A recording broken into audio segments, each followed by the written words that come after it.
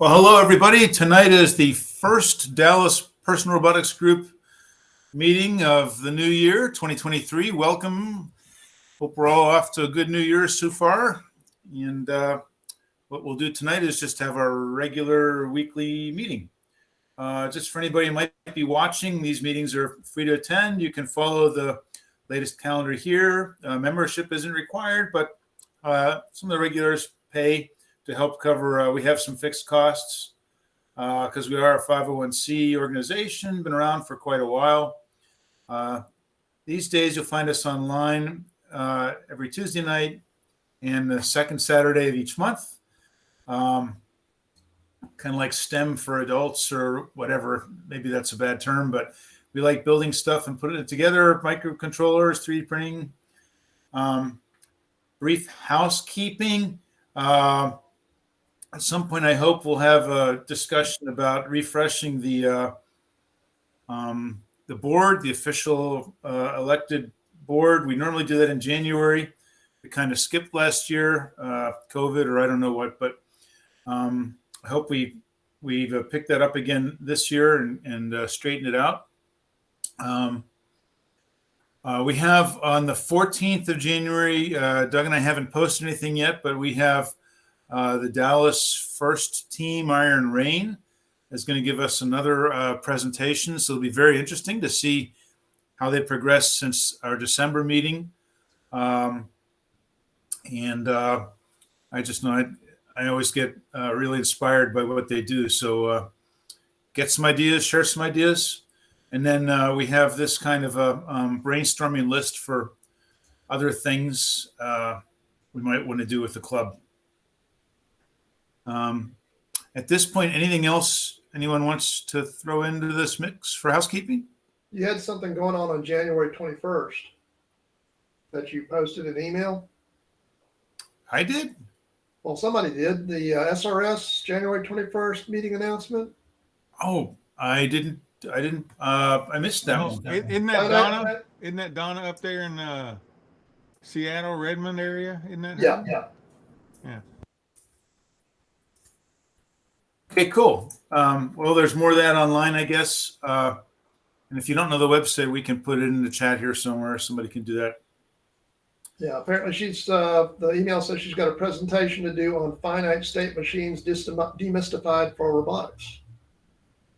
Well, that could be helpful. All right.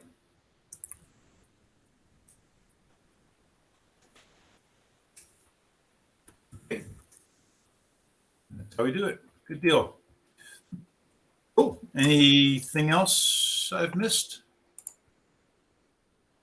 All right, then without further ado, why don't we just dive into our regular routine.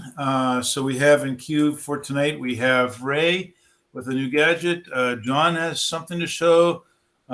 James just joining the group. So welcome on board. And then I have a public safety thing about two-factor authentication. I'll just squeeze in towards the end. Not exactly robotics, but maybe of interest. Having said that, so Ray, take it away. Okay. Present. Screen. And share. Okay. What I was going to show tonight, it's the MaxSense A010, and this is the device. On one side, it has a small LCD, and this is only about an inch in this direction and maybe an inch and a half in this direction. So very, very small. On the bottom, it's got a USB-C connector and a 4-pin UART connector. So you supply 5 volts ground, and there's RX and TX connections. Anyway, it is a 100 by 100 pixel time of flight device. And so there's actually a laser that it emits a certain pattern, and then the camera picks up that pattern and tries to estimate depth with the pattern. There are, let's see. Yeah, so that's the USB-C and the connector. I don't think if I showed you this that you would actually see it, but on this there is the top line is unit, and I tried blowing this up. It doesn't get any clearer. So there's bins. Bins is basically the resolution. You can do 100 by 100, 50 by 50, or 25 by 25.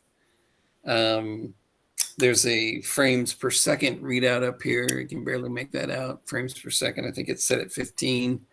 There's the word open. If you get, too close to it, it says blocked. But that's like, let's see, maybe 12 centimeters away. It will go to block mode. And then there's a very small cursor. That's that teeny white dot right there. And the other is the distance of the cursor. And comes with a, they refer to it as a comm tool. And I've got that up and running. Anyway, so the one of the things that you can do on this, and this is the image. If you can see my hand there, kind of getting closer and further away. There's a small box up here, and that's a region of interest. And this readout of distance is in that region of interest. So right now it's about 240. And if I push it down, it's considerably less. On the table here is a can. There's a can here and a small box. And so I can focus that region of interest on that. It'll show me what the distances are. And they're pretty small. They're like, I don't know, 24 centimeters or so. And this is actually the edge of the table here that all this stuff is sitting on, that my hand is, rubbing against, just to show you where the outline is. And if you show it further up, it catches things that are further back. This is actually my voltmeter on a stand. It's a fluke meter. So I thought it was a pretty neat device. It requires only about a half an amp to run. They've got applications for hooking it up in, to any of the Kendrite-based K210 processor boards, like the MaxDock and MaxBit, and there's several now that you can connect it to. You can turn off the LCD on the back if you want. Right now I've got the UART turned off because I don't have any connection to it. You can move the frames per second up to 19, I think is the fastest it'll go. So it's not bad for a small device. You can get information out of the serial port. They tell you what the protocol is for that. What are the units on the vertical graph? Oh, this one here? Yeah, what are the units there to the right, on your graph? On the left, that is. Oh, to the left, yeah, that's in centimeters. So right now I'm, if I focus back there, it's like 250 centimeters or so. And if I go down to things that are closer, that's at around about 20 centimeters on the small box right there, and a little further back on the can. You were looking at a maximum of like 2.5 meters there at one point, right? Yeah, that's about the extent of the range. That's as far as it'll go. So pretty cheap, I think. I think it was around $30 with shipping, and comes with USB-C cable and a little, I don't think that's going to show up in the image, but a little connector for the serial port. And they provide some examples on. So these are just all the different things that you can configure.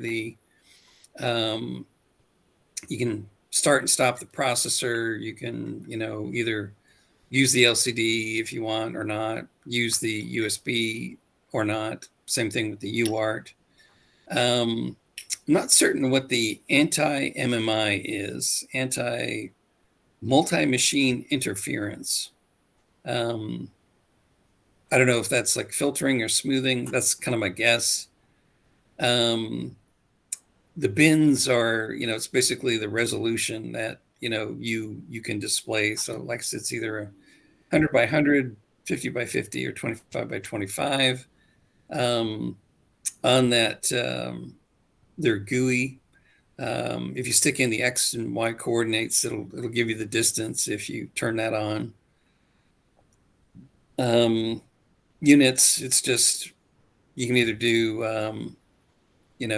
16-bit quantization to 8-bit if you want, but that's for, so it's got like 2 ranges, I guess. You do things really close up or a little bit further back, up to 2.5 meters. You can choose the frames per second. And they show some of the cases there, like, here's the cursor on the display. And actually that one's a little bit clearer. You can see a little bit more of the text that it shows in the image. And that, if you're not looking at the ROI, then this cursor here shows you what the distance is. And they got some use cases. They're, pointing the thing down from the ceiling, and this is the person's head passing by and their shoulders. And so you can do, counting, you can do gesture interactions. You can connect to one of the K210 boards, and that's what they've done here in this image. And they've got, some code for you to play around with. What they call the secondary development is getting stuff through the serial port, and they tell you, what is in the stream and how it's framed, and where different things are in that stream. And apparently it supports ROS 1 and ROS 2, although I haven't looked at ROS at all, so I don't know if that's significant or not. But hey Ray, yeah. Can you go back up a little bit? So how is it interfacing with the microcontroller? Is it I think it's over serial ribbon cable, or is it some special? I mean, you said it was good with the K210s boards, I think. Yeah. Is it? So the question. Yeah, well, they provided code for you to interface it with the K210. You can. But how is it hooked up to the K210? I don't know. I'm assuming it's through this little serial port cable, which is very short. Can you hold up the little serial port cable?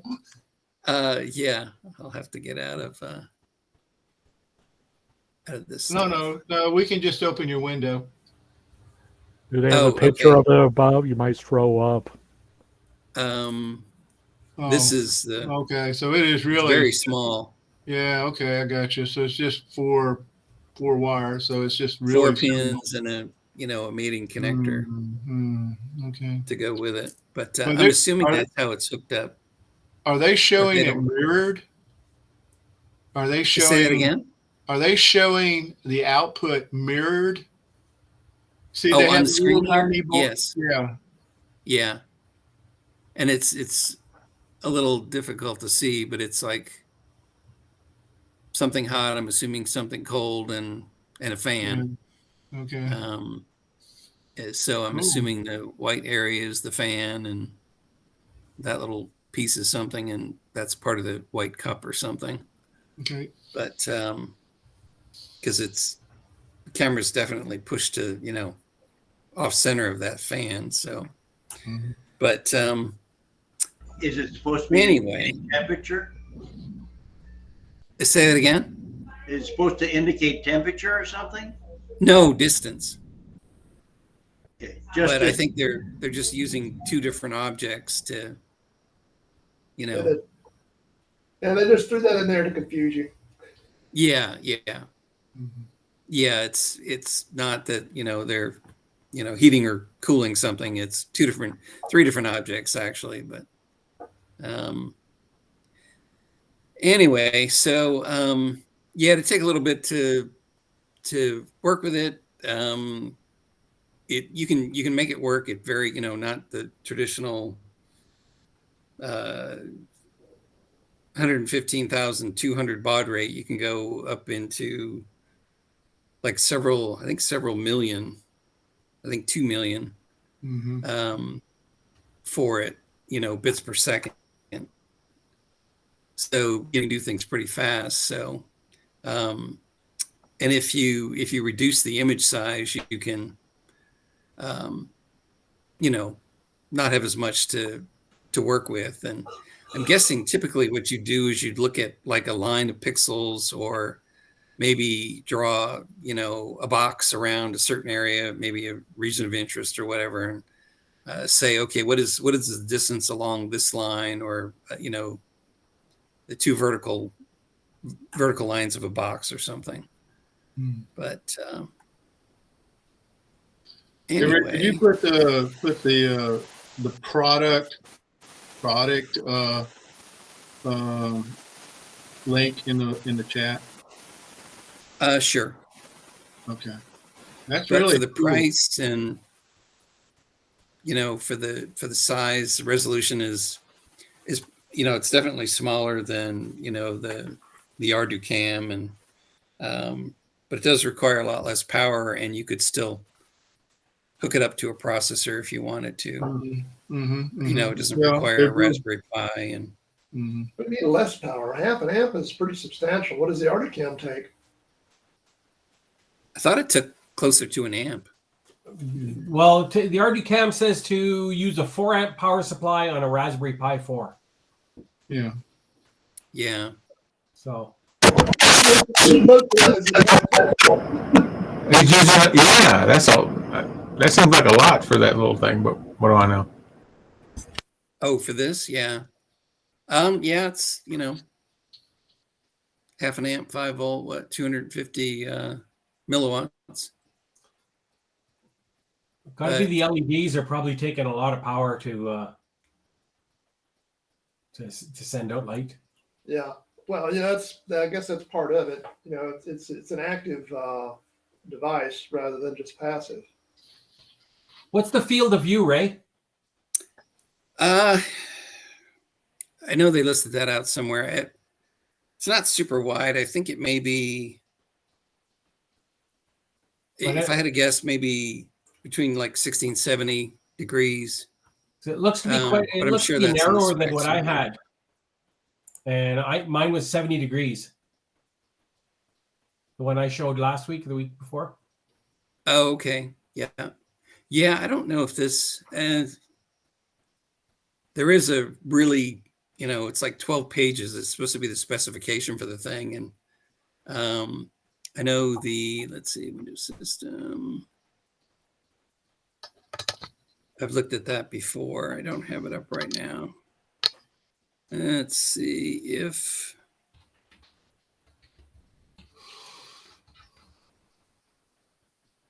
Yeah, this may be it. No, actually, I don't think this is it. No, there's a specification sheet that tells you what that is. I'm just not seeing it right here. I was just curious. No, doesn't matter if you find it.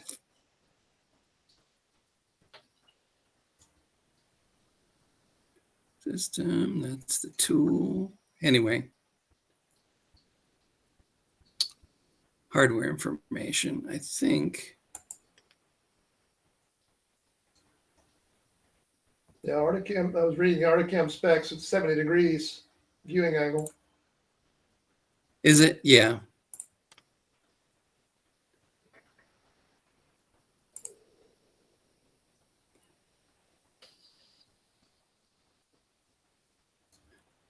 Okay, overview. Doesn't say there. Key specifications. There it is. Oh, What? yeah, there it is, field of view. Isn't it TOF field of view? Yeah, yep. 70 horizontal, 60 vertical. Yeah. Yep. So right there. So not super wide, but you know, for Interesting. It's got a close field view of 200 millimeters. So 8 inches away. yeah. Or you can go, you can, choose like the second distance, and I think it's like 2.5 meters, which, for the most part, is good enough. Yeah, but that's what they said, 0.2 to 2.5 meters. 0.2 Yeah. meters is 8 inches. Uh-huh. So that's, if you're trying to detect something close to a robot, that may be a little bit of an issue as well. Yep. Well, you'll remember you probably mount it to compensate partially if you mount it backwards, back into your Yeah. robot. Don't put it out on the front, and that'll eat up maybe 4 or 5 inches. Yeah, exactly. If you're trying to find a cone, a traffic cone or something, and, as you're bumping into the front of it, you have to take that into account. Yeah. Yep. I'm like Yeah. 2 inches away right now, and it's still working. Okay, it's still seeing you. Yep. As the other spec, the Articam is assuming it's 5 volts, it's 3.5 watts, it's 700 milliamps for the Articam time of flight sensor. Yeah, that right there is about 2 inches away. John, did you say 700 watts or 700 milliwatts? So 700 milliamps. 700 watts, I mean, geez, you can feel that. Yeah.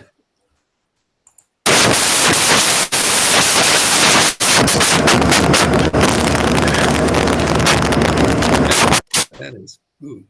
Harold, Anyway. sounds like you're in a hurricane. Yeah. You're on the coast of Mississippi right now or something. But anyway, so that was all I had. Just a little latest toy, That's cool. That is really cool.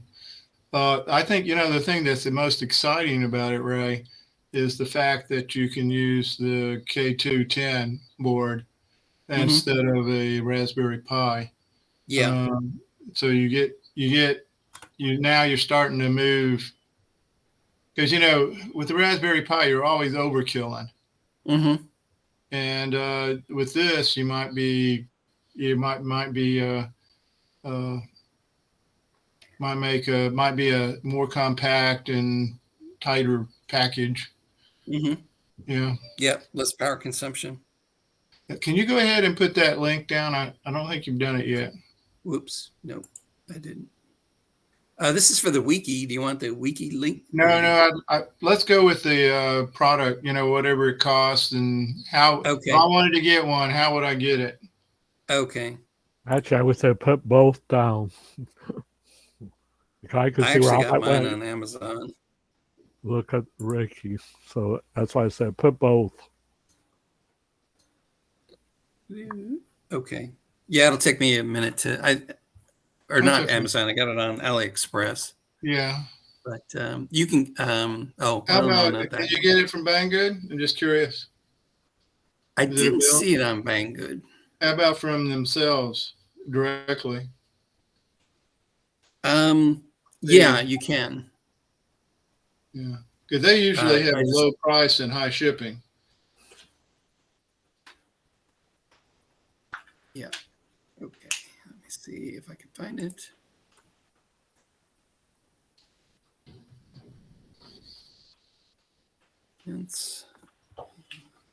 Okay. While you're doing that, guys, Carl, whose was this? Me or who?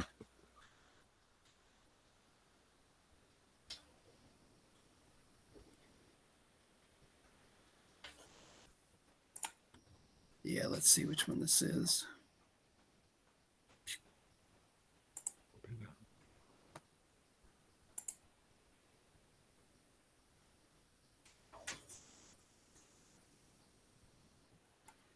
Yeah, that was not the best price.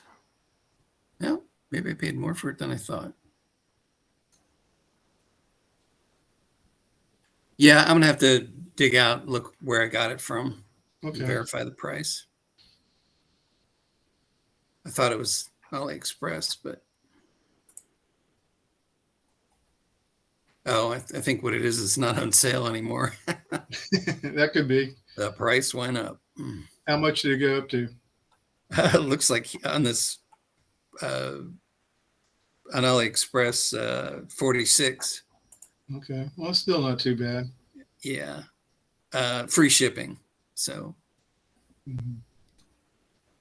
but I'll have to look on my individual account and see if I don't think I paid that for it. At least I Okay. didn't think I did. Anyway, it'll take me a minute to do it. So if you want to move on to, Yeah, sorry, I was muted earlier, so I tried to say, John, you ready to go? What you got? Yeah, can you hear me first off? Yeah. Okay, good. Because so let me share screen and I'll hopefully can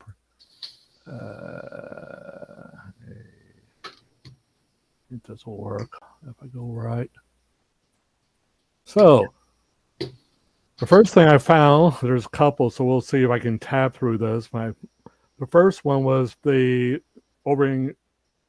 a sprayer that they have over yonder. So I thought that was interesting that they have basically put an arm on there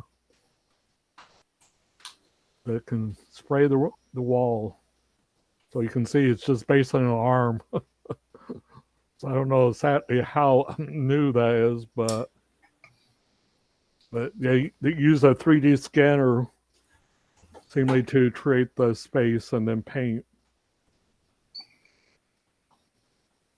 So there's that.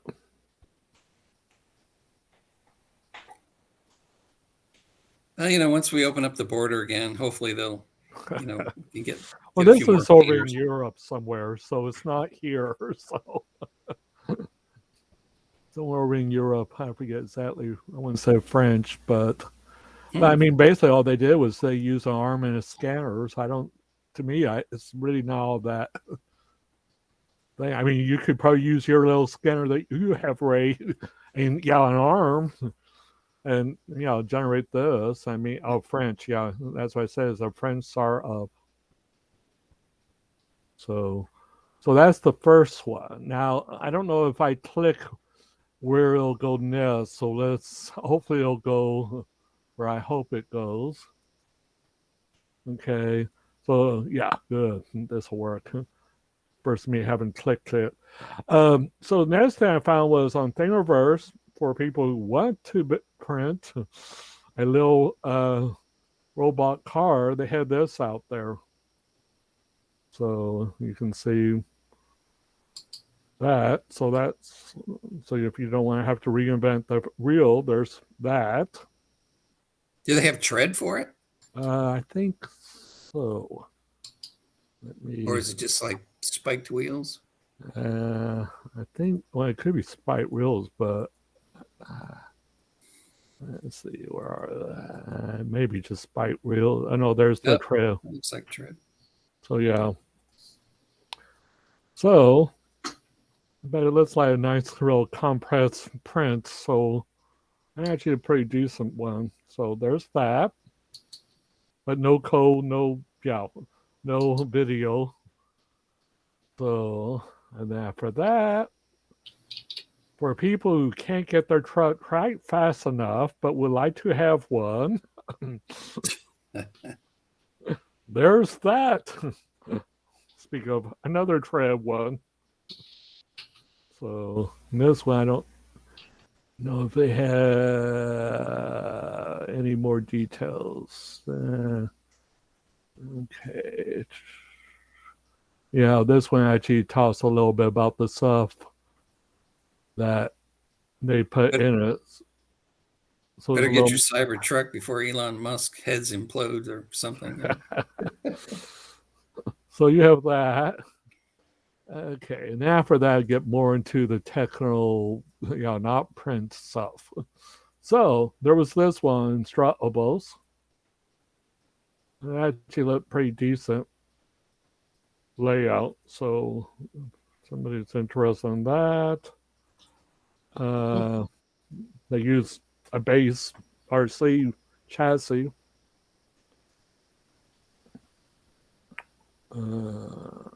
What else? They use an 8-volt battery. As I said, it looks like it's pretty well spread out documentation-wise. The eyes are cute, of course.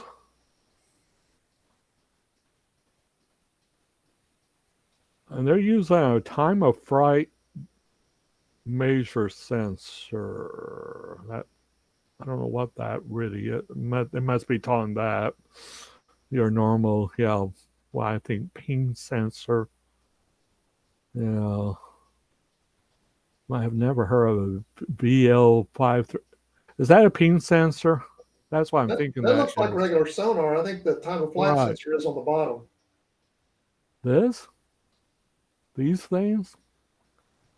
No, probably that little flat. What is that little flat thing that's got something wired to right there? Okay, because I have no clue what a VL time of flight distance measure is. That's that looks like the SDS Micro laser LiDAR one, the same one that we had in the like our one sponsor. There we are. Radar light. Says, right down here it describes what that Chinese is. version, I think. Yeah. How much? Yeah, the left picture. It shows there in the left picture a close up of it. Yeah, that's the back. I was thinking. Now look at it at the bottom of the left picture. It says VL53 LO. Right. Whatever.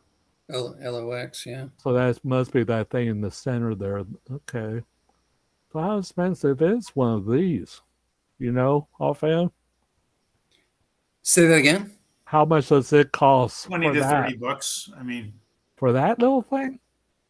Yeah. Well, that's what it was when we were. Remember, they sponsored us, the Tiny LiDAR DPRG sponsor. I thought that was that one that was where it circled around and did the circling thing. No, I think it's the same. The 50, maybe the 53 LOX is the newer one. I don't know. 52, but it's okay. But there's that. It's a laser rangefinder. Okay. So that, and then they have the codes. You can, according to this, you can get them on Amazon for just $11. Well, that's why I was thinking it was cheaper. That's why I'm like, yeah. That's $11 for two of them. Yeah, so they must have come down. Plus, some of them have more support than others, right? All right. I mean, the one I'm thinking of with the higher price, they had some fancy drivers wrapped around it, maybe an extra processor on the same card as the sensor. Let's see what. Okay, it's not too bad price for it. Okay, around $15 on eBay. Okay. So it uses that in there. So anyway, as I said, it's a pretty good article that go into all the steps and put it together and has code. So this is a little more in depth. And then for that one, let me get the mouse back up there. Click. It's this one. Okay. Well, this one has more of the vision type thing with the little thing to pick up on the front. And so another little cute design. And okay. And they're using maker code to generate the base thing. They use the fifth camera.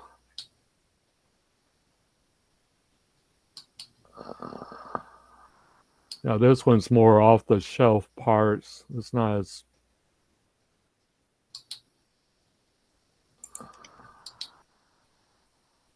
So those were the things I found of interest on that. So with that, I don't know who's next in line want to talk about. Yes. You gonna build any of those, John, or just shopping? Well, I was looking at things, and on the one thing caught my eye was that one. It looks like it's pretty well in depth. I'm seeing pondering, or hopefully we'll get parts to build the balancing robot. But I don't know if Harold has gotten to there or not. But remember the other, a couple of weeks back, there was that one that looked pretty good and had descriptions. So I'm leaning toward building one of those. But the key is getting that one chip for the axis balancing bit. Yeah. Okay. Well, thanks. Mm-hmm. All right. I think next in queue we had James on deck. Then I have something not really robot-y but techie. Anyone else have something to put in queue while we move forward? Good. Doug does. In stereo. That's good. I'll squeeze you in before me.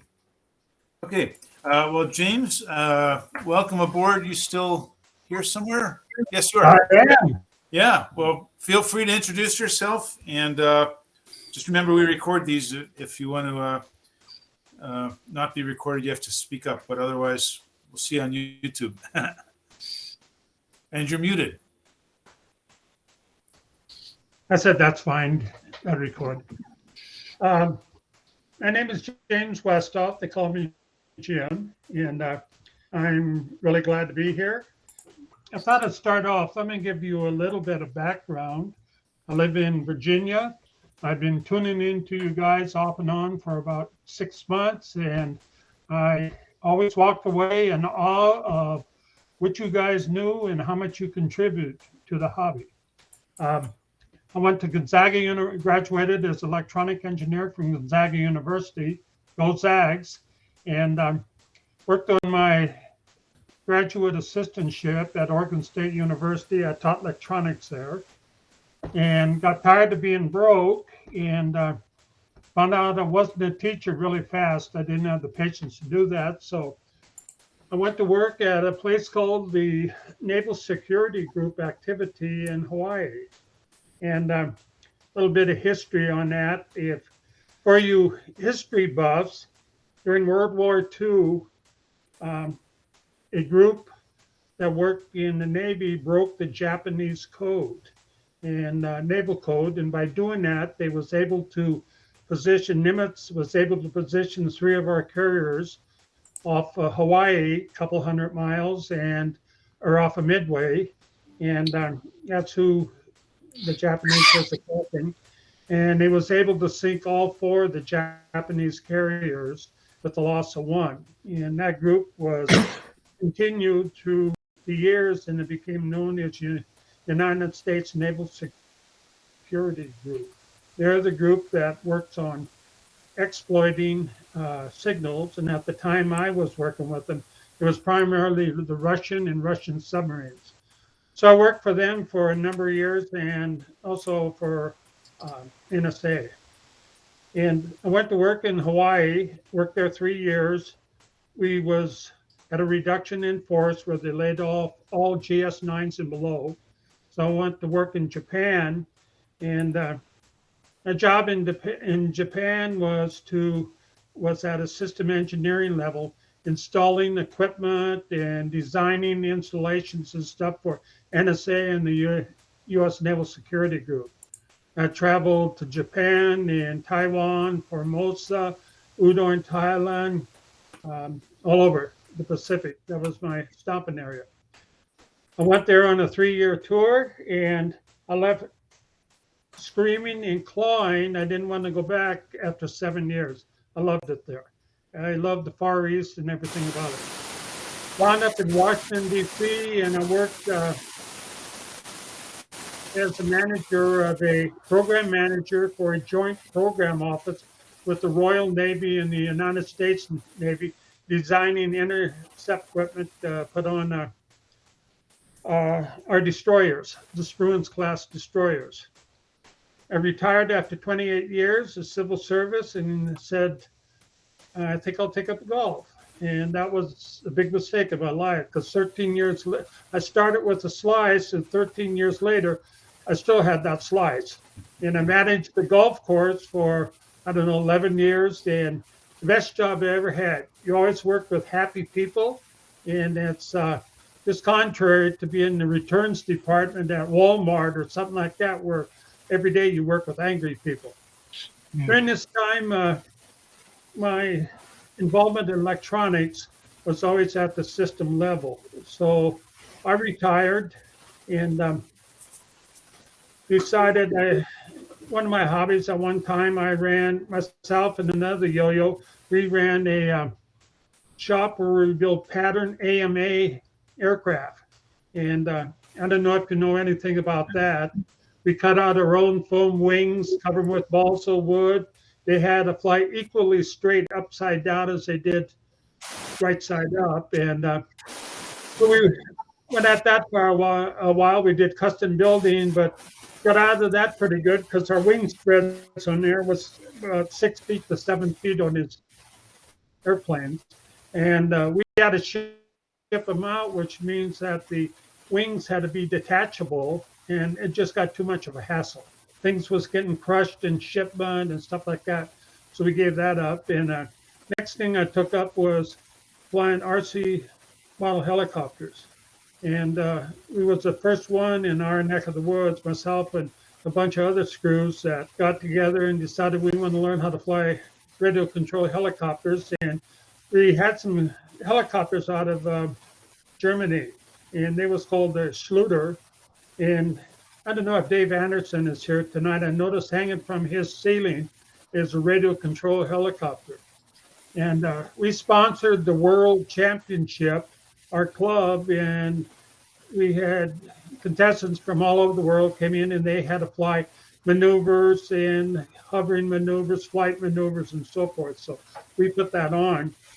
So I flew radio control helicopters for a while, and I got fairly proficient in that. I could fly them upside down, not for long, but I could fly them upside down. And when we first started, we would fly on the weekends and rebuild during the week. And we did a lot of rebuilding. Mentally, it's one of the hardest things I ever had to do. You start out looking at the tail, and it's got a gyro in, and to calm down the tail, the gyro was a mechanical 2 wheels that rotated, and it was all analog.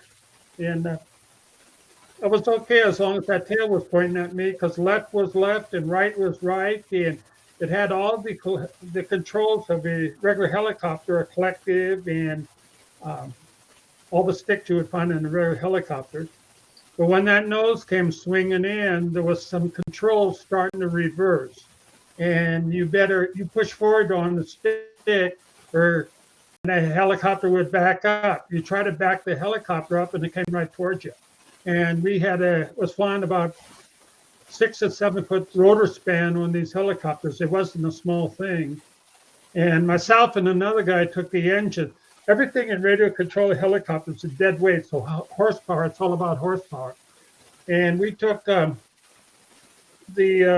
2-stroke engines, and they flew on a combination of oil, nitro, and alcohol mixed together. And we ran a business where we modified the ports on the engine and cleaned up all the passageways and stuff like that.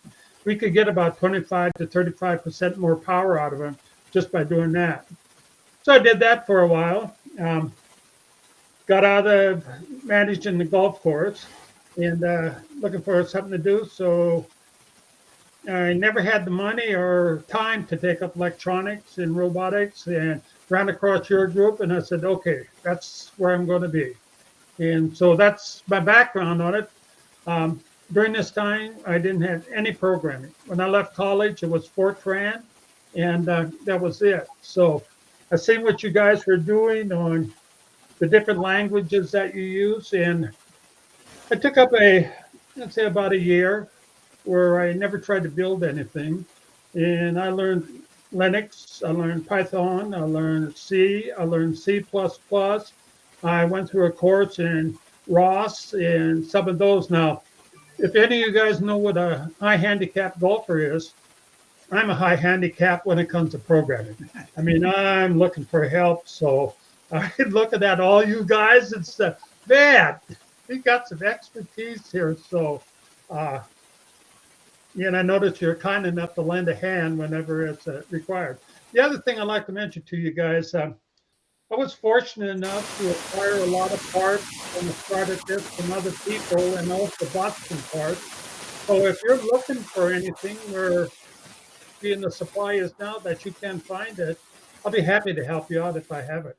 So just give me drop me a line and if I have it, I'll certainly ship it to you. No problem. So, if it's okay, I'll talk a little bit what I'm working on now. Yeah, that's pretty cool. You had a robot going on there, and Yeah, it's one of the things I got to guard against is heading down rabbit holes. I like to learn things, and I come across when I'm studying something and see something else that looks interesting. All of a sudden, I'm heading down that rabbit hole. So I tend to leave a string of unfinished projects behind me as I move through this. So I'll kind of hit a couple of them that I'm working on. that sounds like the story of pretty much everyone on the line, I'd say. At least a few of us. One of the things that I was kind of looking for, what are some fun things to do that would involve a lot of programming? So I decided it'd be nice to build a Rubik's Cube solver or else a M&M sorter. And so I started in on Rubik's Cube and printed this out. Yeah. And Doug probably recognized, I think he showed one once and so forth. So I printed the whole thing out of a Creality, is it Creality? 3D printer. Anyway, I printed everything out. All the pieces took about a week, printing 8 to 10 hours a day. There's a lot to print on this here thing. I got it all printed out, but I want to share something. You guys hear that? That noise? It turns out that things are really, really tight on this thing. And I don't know if you had that problem, Doug, when you printed yours out, but they're actually too tight to work good with the servos. I want something that runs a little smoother than this. So I decided I'll just design my own. And here's what I came up with that I'm working on. There'll be 4 stations like this. You guys see this? Yeah. Okay, and it's got 2 servos on it. And this slides off. This is pieces all from a place called Servo City. Mm-hmm. Okay, and it has 4 rollers here. And this is, you print this out, you put it on here. So one is the servo that pushes, and the other one is the servo that turns, okay? And they ride on what they call the G rail. And it is smooth as butter. I'm really, really happy about this. So this arm you see right here,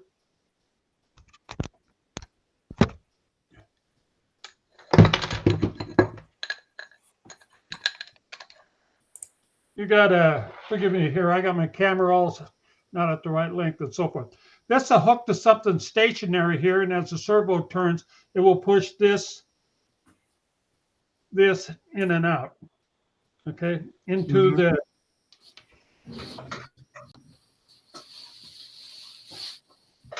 into this. So what I'm using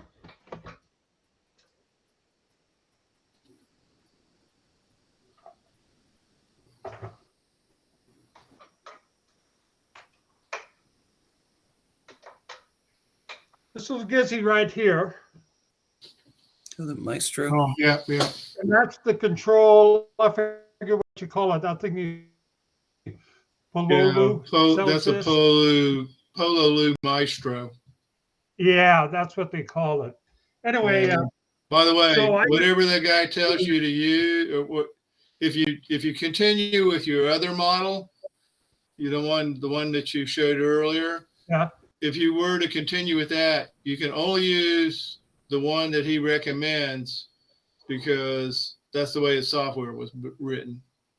So, but if you're making a new one, not by yourself, you can do anything you want.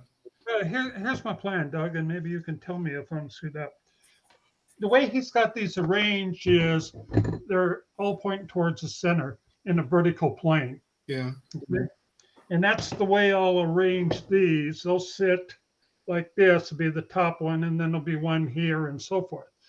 So, and that happens to be the same configuration that he uses. So my plan at this point, same servos, the controller is the same. So my plan is to download his software, which incidentally has went up to $50. Whoa. Yeah. Yeah. And, so I think that's what it is the last time I looked. Must have misread it. Anyway, I got a choice of trying to write this myself, but I want to move on to other things. So I may download his software, and I'm a little hesitant to pay the $50. Yeah. But, yeah. but what I'll do first is, I'll line these all up and plug them all into this and get the endpoint set in the middle, of the ranges set and so forth before I start building. So go ahead.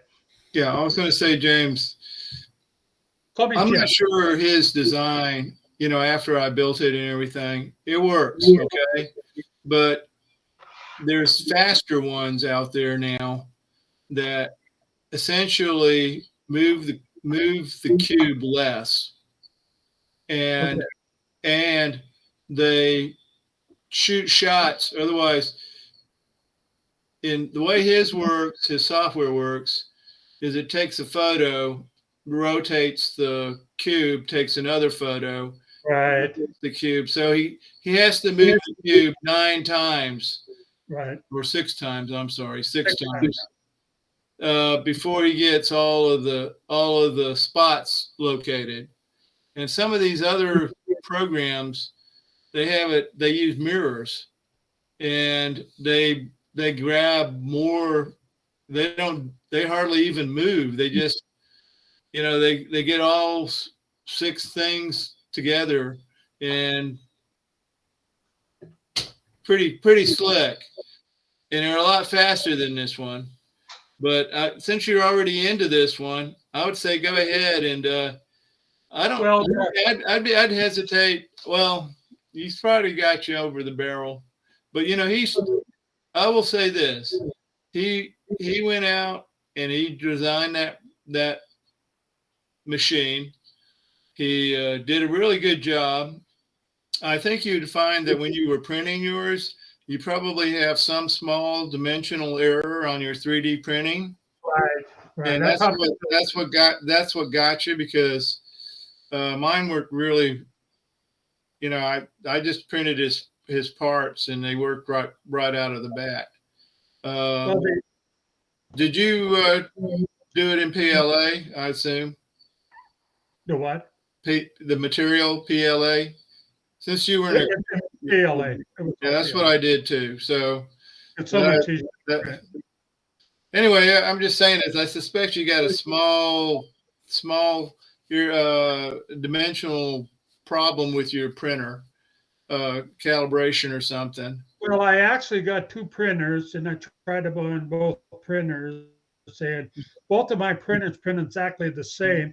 But this is not running the CNC machine. There's enough tolerance between printer to printer that you can, for a project you design yourself and print, it may work fine, but if you use someone's STL files, you may have problems with it. Yeah. And I just didn't want to spend the time of reverse engineering and measuring everything and reprinting it and all that. So what I may do on this is, rather than mount them like he has, I may mount these in a horizontal plane like this here. And there's a guy that I found on the internet from Portugal has done that. And the thing I was looking for, he published all the source code. And he's got, what I was looking for is code that it was already the source code, but they use classes in their code, and it's broken out in the modules and stuff like that. That's what I was looking for, because I need the experience. Where my programming falls short is how to lace everything together. Yeah. If I'm one module, I'm okay, I can work my around, but lacing them all together and modules talking to modules, do you always use global variables and all this sort of thing? So that's about where I am on my programming. Yeah, and it's really good it's really good that if you can find somebody who's a good programmer and you can look at his code, you can learn so much. Yeah, that's what I plan to do. And the only slow point is he's Portuguese, so his code is in Portuguese.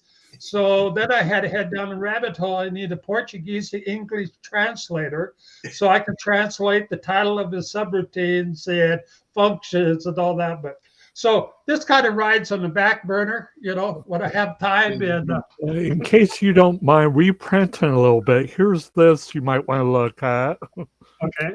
Hey, I was kind of curious, would an acetone wash make That'd improve be the one way to tolerance? make it Not with smoother. PLA. Oh, Not no. with PLA. I tried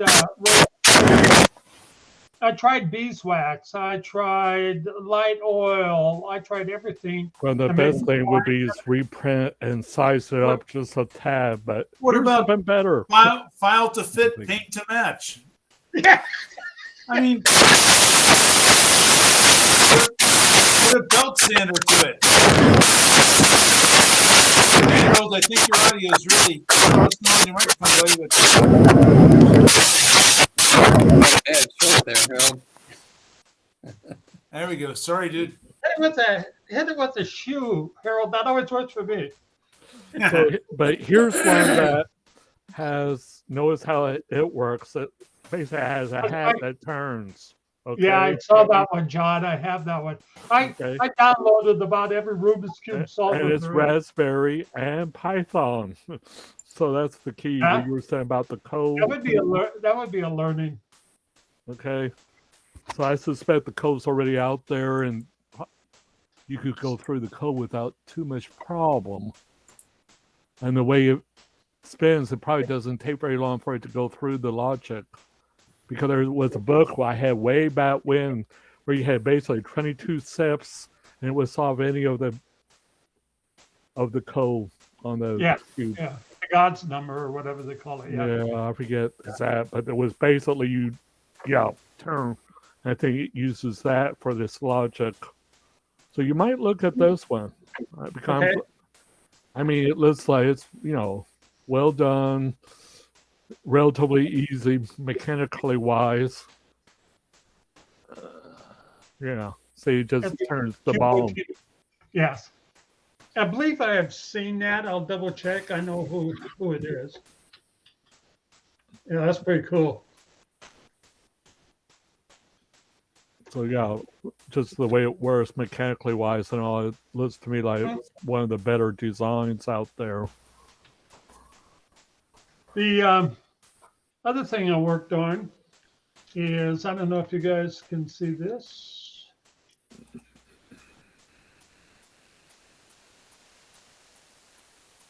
What kind is that? Okay, this is from Polu and TI.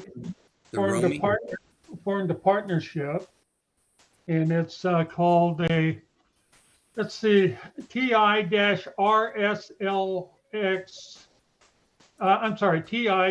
TI-RSLK Max, and it uses a MSP 432 as the processor board on there. And if you ever worked with Polu, I think it's a rhombic bases. They have a series that you can buy the plates for, and the encoders and the wheels. So the base from this is a Polu, and the top is from, and there's a series of modules, tutorial modules. There's 20 of them that goes with that. And they tell you how to use the time of flight things to odometry.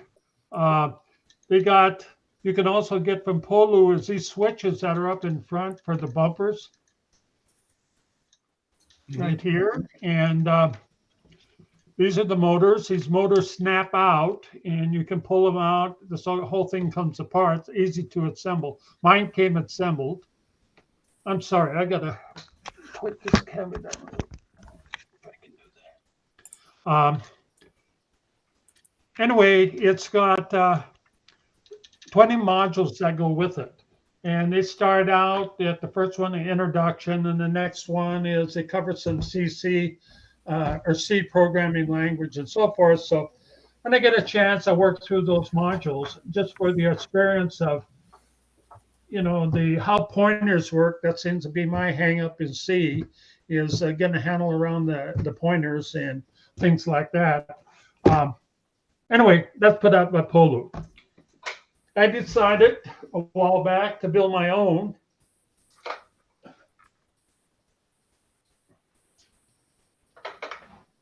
And I put the old Sparky together here, is the name of this robot. Okay, and up here is it's hooked into a Spectrum radio control unit that switches it off and on should I want to stop it. It's got a Arduino Mega on it, breadboard. And then across the top here, I use the Polu. It's not Polu, it's Adafruit puts these here boards on. Yeah, Adafruit boards, yeah. And they come in a quarter size, half size, and full size. Yeah. So the way this is set up, this one right here is you can connect the switch, the battery, and the output. It goes, this is meant to run the wheels. And it runs through it's got a snubber diode on to drain off the back EMF when the field collapses. This one right here is the output of the encoder and stuff goes through there. And there's pins right here that I can hook test equipment to look at different stuff. This one right here has the same thing. It's got a fuse. It's got a place for the switch, place for the battery, and the output of that goes to run the logic. So there's both of these switches here, and on the other side, one is for the motor, one is for the logic.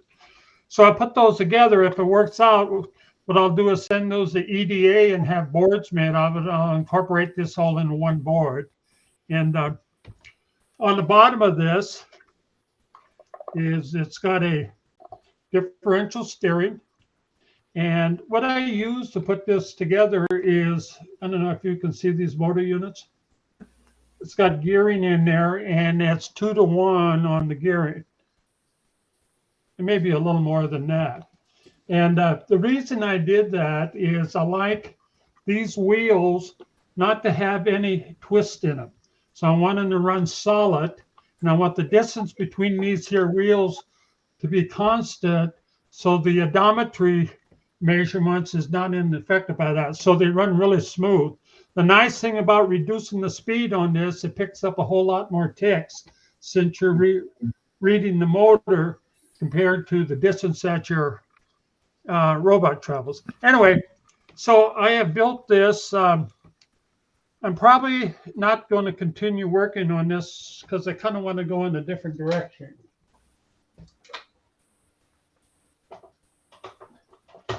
And the direction I'll use the same setup on the wheels, but I'm going to have the laser service at Polu.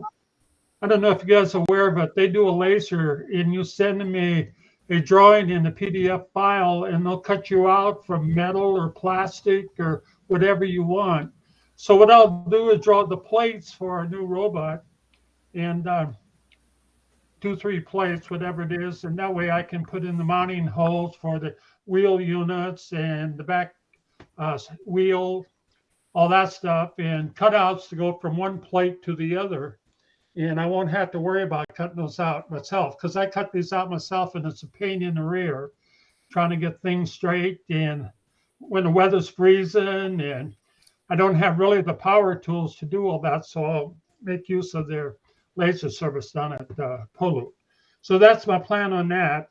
And where I'm going to head on the mechanics on that is I want to start out using Docker, ROS 2, running on Linux, and I'll probably use a RoboClaw motor driver. I haven't really decided on that, but I want to head down that path.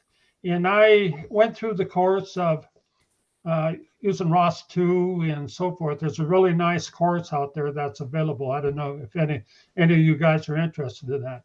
But I kind of want to. Hey, Jim, put the link out if you got it. I don't for have that it right course. now, but what I may do, Doug, if it's okay, I'll just forward it to you and maybe you could. I'm not even sure how to put a link out here yet. Oh, okay, well, it's really easy. If you look down in the right-hand corner, you see where you probably have 2 little people with a number over them. Yeah, it says 15 over. Yeah, okay, click on that. Okay. Then you should see the in-call messages. Oh, it's to the right of the person thing with 15. On the right hand, it's like a little comment box, like from cartoons. It says chat with everyone. Yep. Yes. Is that it? And that will present, right? See down in the Yeah, bottom, it it says send a message to everyone and a little paper airplane. Yes. You write what you want in that on that line, and then push the paper airplane. Okay. All right. I'll have to look there. I just don't have it. Okay. If you click on that little box light with note, you'll have in-call messages that'll display. People can be typing as they're talking or worse. You could put it there. Okay. That's what I was telling you. Yeah. So if I got. So just click on it. You'll see another sub window pop up with basically a chat window is what it is. If I I got think it's already there. another tab with stuff on it, can I present that? Yeah, sure. Yeah, if you want to present. So we're talking about how to copy paste something into the text chat. If you'd like to present. No, I want to present a page from the web. Present is down on the bottom of the screen. There's that row of controls kind of in the middle. And if you see on the right-hand side, there's the red leave call, then go left. Present now? That's the one. And then you can pick like a screen or an application. Okay, I'll go with the window here. Well, maybe I shouldn't have went with the window. It's Yeah, all up to you. When you do it, you're going to see another little window. When you click on it, it'll probably show your screen, but it'll be a little window. You have to click on that screen, and then down at the bottom. You guys see it? There you go. Nailed Okay. it. Okay. I want to introduce you to this. I don't know if you guys are familiar with the robotics back end. Yeah. We've had a handful of presentations and explorations on ROS, but I don't know that we've seen this one yet. Here's the deal. They got it on ROS, Raspberry Pi, and Arduino. Okay. And this guy has a ton of really, really good information. So if you're running into problems or you want to learn something new, here's a good place to go. Yeah. Yeah. Okay. Now this guy, ROS 2, on here, I forget where he is, someplace on here, has a, how do I get back? Oh, I got it. He has a, how do I get rid of this? Robotics back in. I just stopped presenting. Oh. On the bottom. Gotcha. Okay, he's got a, he puts a course out on ROS 2, and it's the best course I've ever seen. It's right down, easy, and it takes a step-by-step. You will find, I don't know if you guys are familiar with this website called Udemy, Udemy. Yeah. Yep. Okay. They have courses on there on everything. The hard part for me is understanding some of their instructors because they got very heavy accents sometimes. They have the same course on there, but they charge a whole lot more. And I don't know if you guys are aware how Udemy works. Udemy, if you just go on, say, 2 weeks from now, and you're looking for a course on ROS 2, you run into something you like, you click on it, you'll see they want $100 or $115 or about in that price range for that course. They got a lot of courses to choose from. If you wait about 5-6 times a year, close to holidays, they will lower those courses down to $15. So that's just how they operate. It's kind of it's not really a bait and switch, but it's maybe one step underneath it. Anyway, I tend to use that is when the price is right, is some of the training material that I get, and you can look up anything. And this same course I just showed you from the robotics back end, they charge about twice as much on Udemy. So if you do run into tutorials or something like that you want to do, you got to kind of shop around. But as soon as I learn how to use this proficiently, as I run into this stuff, and I got a lot of different links and stuff. If you don't mind, I'll pop some of those in there, and they may be of help to you guys. Yep. Anyway, I got one other thing.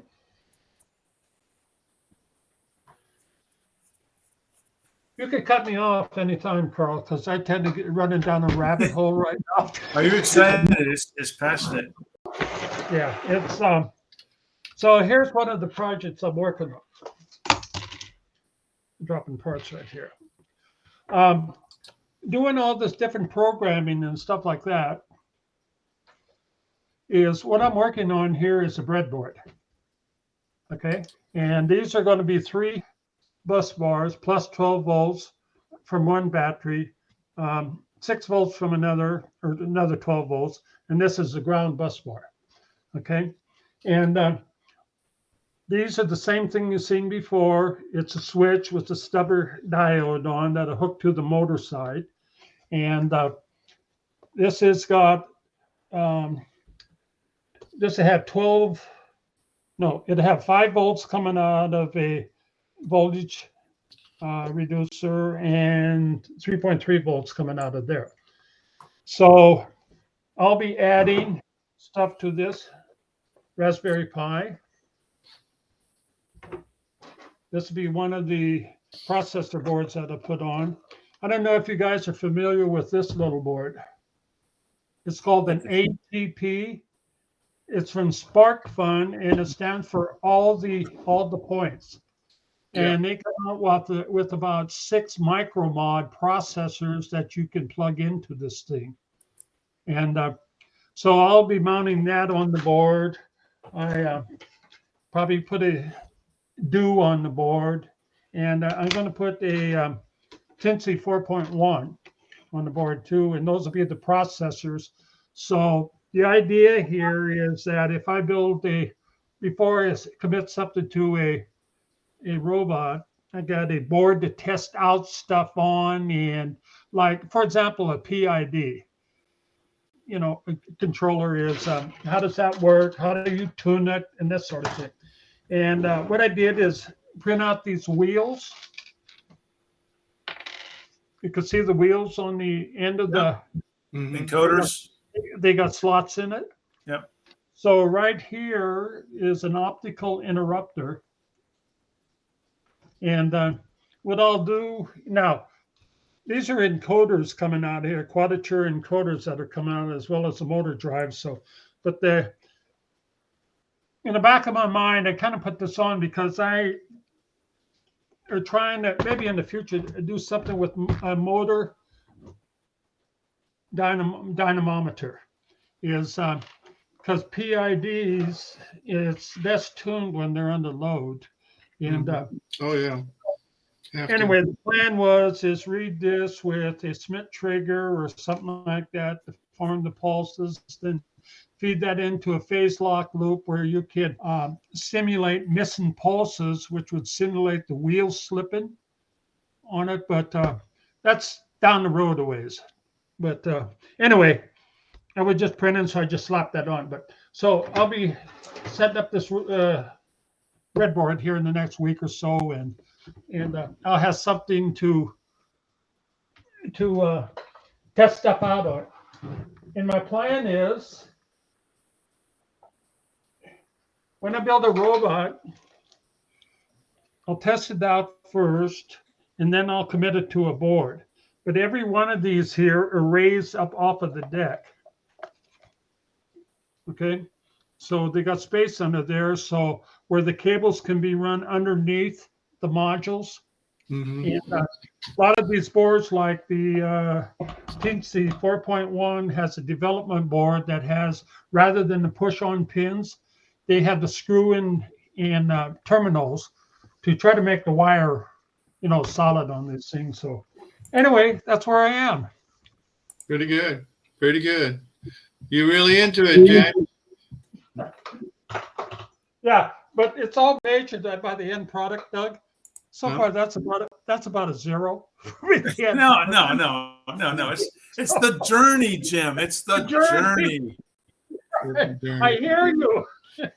We have these little contests now and then so that there are intermediate milestones, but if you're not enjoying the journey, what good is it? So Yeah. enjoy the journey. I'm all done. Thank you, guys. Hey, no worries. Well, welcome aboard, Thank you. Glad to be here. Mr. Doug. I think you were next in queue, Okay. and then I had a little something. Does anyone else have anything else come up after that? Okay, I think. Excellent. Okay. So Doug, why don't you go? And Pat, I assume yours is probably robotics, so let's put you in after Doug. So. All right. Okay.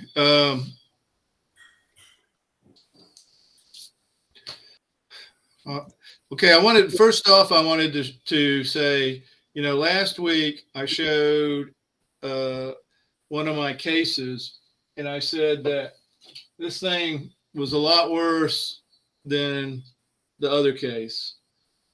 And a lot of guys pushed back, said, wow, that's really, really bad. And I think John actually got me to think about it. And so I went ahead and took it apart. And I think the problem was that the little transfer tape, there's some transfer tape between the shield, between the processor and the actual aluminum. And I don't think it was quite put on right. So I repositioned that, got that all straightened out, made sure everything was on correctly, and reran the test. And let me get over here. It's better than the other one now, right? No. It's not. It's not better than the other one. But it is. Let's see here if I can do this right. I got to find a meeting. Let's see, where is it? Oh, here it is. Okay.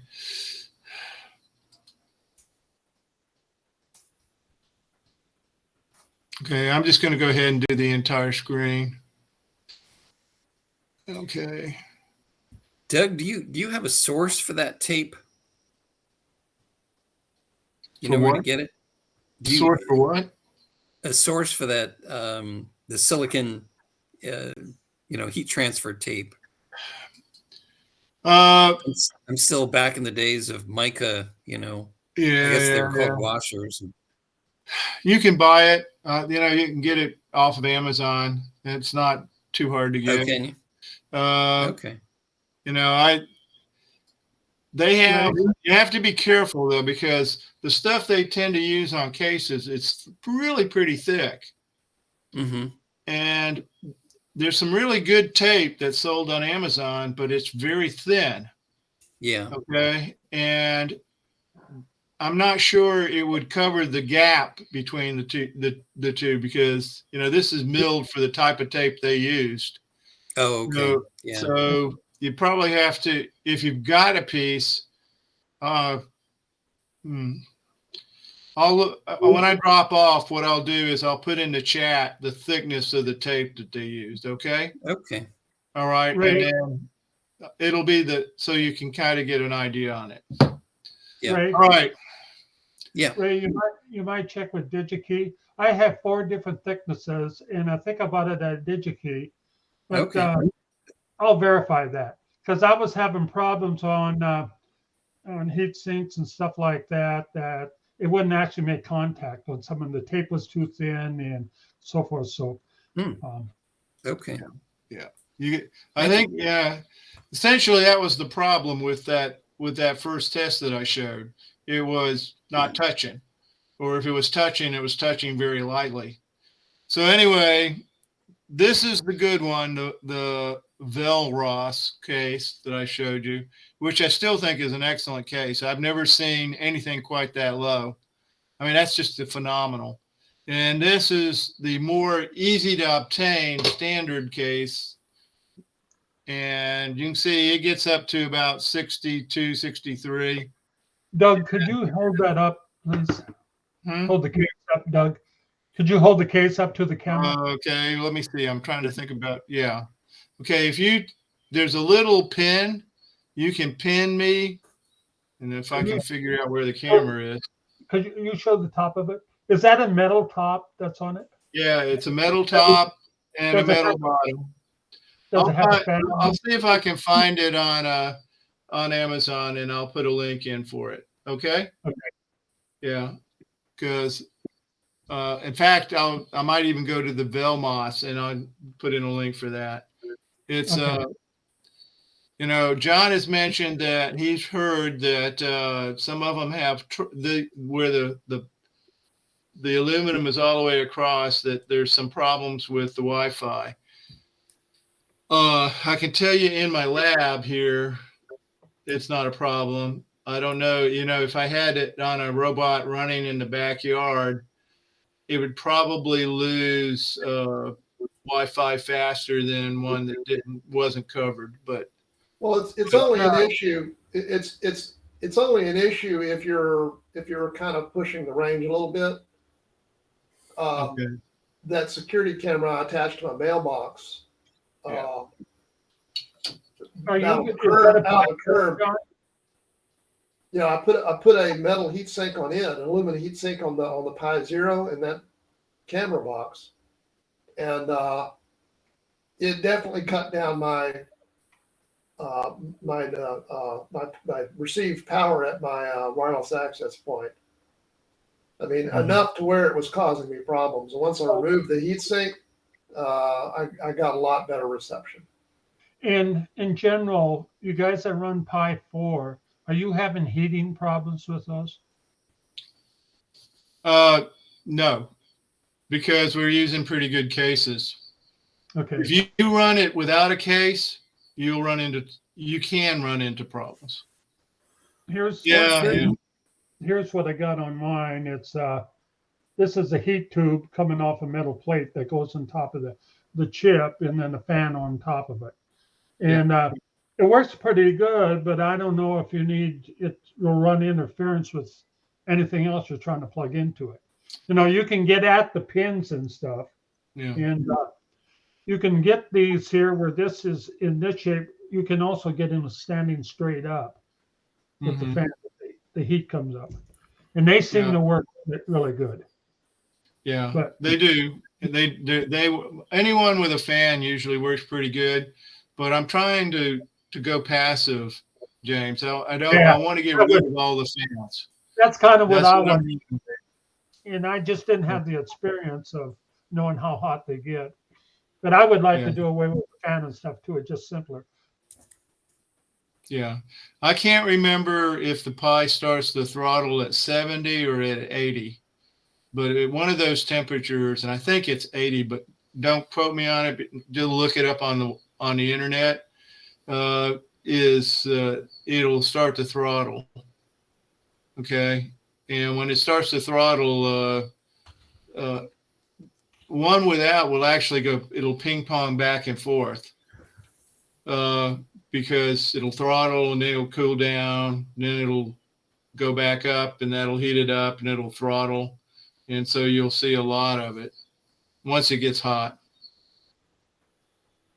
So anyway, I wanted to correct that because I had put that in there incorrectly last week. And According to what I just looked up, it's 80 degrees C is where Pi starts throttling. 80? That is pretty hot. Yeah. Yeah, 80 is hot. I mean, you can really feel that when you put your hand on it, you know. That's when you get the Teflon heat sink and start cooking. Yeah. So let's see, what was there was, I had something else I wanted to show, but I can't. I wanted to say to Pat that I went ahead and I just got a new little drive like you did. I just put a new one and put it in the case. I still haven't found a way to keep it from being, kind of like, here's your pie, and where is it? Yeah, 80 is 176 Fahrenheit. That's pretty hot. Here's your pie and here's your drive. I'd like to figure out a way to do this, maybe not touching just, but the cables always are sticking out too long, like to Yeah, I figure try out to how find to the shortest cables I can find on the net, and I'm always buying the USB-Cs and USB micros that are as short as I can get, 4 inches, 6 inches. Yeah. This one's looks like it's about 8 inches. You got shorter than that, Pat? The one I'm testing is about 16 inches, but I do have some USB-Cs that are 4 inches long. 4 inches. Yeah, 4 inches, and I would struggle to find them. Huh? Where'd you get them? I think it was Amazon, but it was tough to find them. Okay. All right. So Amazon could have one that's 4 inches long, you're saying? Yeah, 100 centimeter or 100 millimeters, 10 centimeters. Okay. Take a look. See if I can get some. For those, I try to find USB-C that are 3.0 or 3.1. Yeah. All of the little cases that I have are USB-C. Okay. And I keep watching them to go back on sale for a cheaper price because I'm not going to pay $40 for one. Well, the drive I'm using actually costs $12. Yeah, if you bought the same one I had posted, it was substantially cheaper in the US. Yeah, the one I got cost $12. Now the problem is the case costs usually about $20. So you end up, if you put them together, you end up with 30. So A $20 case, man. It's time to start do some custom designs for cases. yeah, I think you can find. I haven't really done a super extensive searches because I kind of got this one on a deal, but this one, I don't know if you can see it, but Somebody hasn't. got LEDs all over it. That's Like you don't have enough power going out on your case already. I think it's like the fries at McDonald's or the soft drinks at McDonald's. That's where they make all the profits on the cases. Yeah. But it works, man. I did have that. Let me give me a second on that. I want to show you that. This is kind of interesting. Everybody may know this already, but let's see if I can find it. I know it's. Oh, here it is.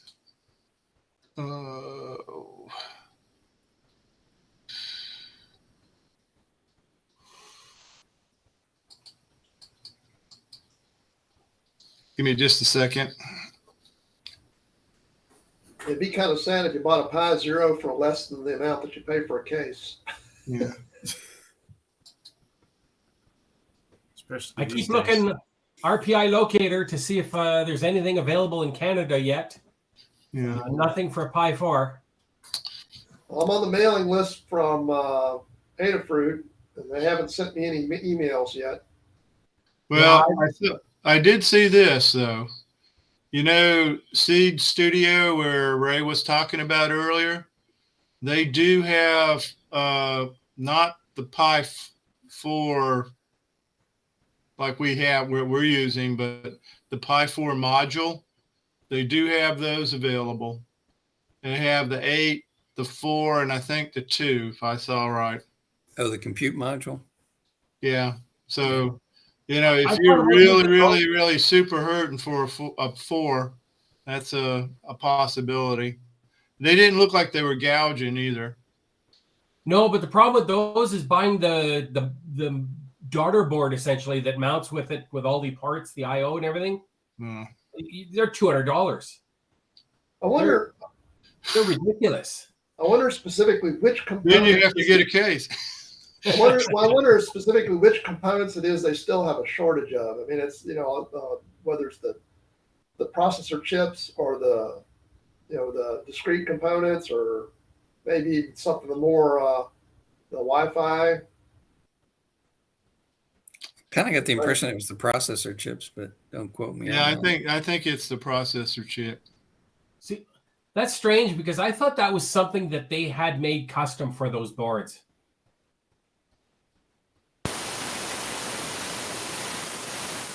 There's Okay. Harold again. Wait, Harold, you just got that. Sorry, Harold.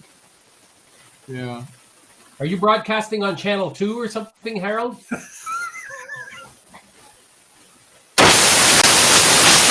Radio Ukraine. You have to adjust your rabbit ears.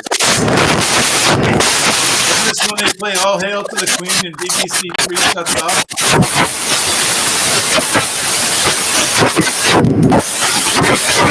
We can't hear you. We can't hear you. Can't understand a word you're saying, Harold.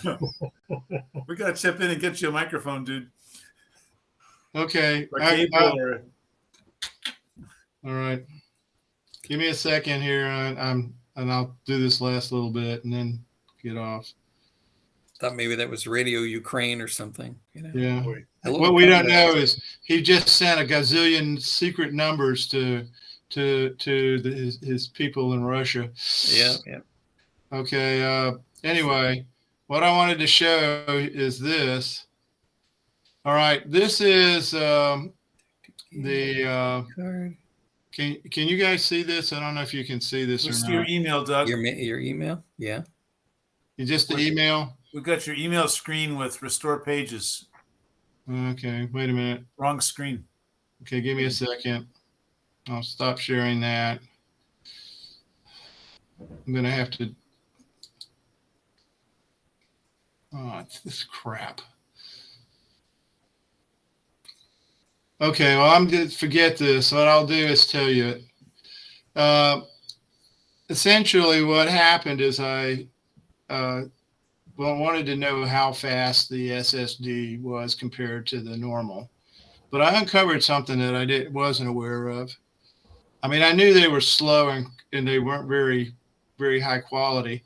But I used one of the generic Micro Center freebie 32 gigabit SD cards, and this the results were pretty much that it failed the Raspberry Pi's SD card Minimum standard diagnostics. Huh. You know, and what it failed was the random write speed and the random read speed. It was okay with the sequential write speed, but the random, it just failed miserably. So then I went ahead and got pulled the one that my competition SD card, which is it's a SanDisk Ultra something or other, and it actually passed, and it was oh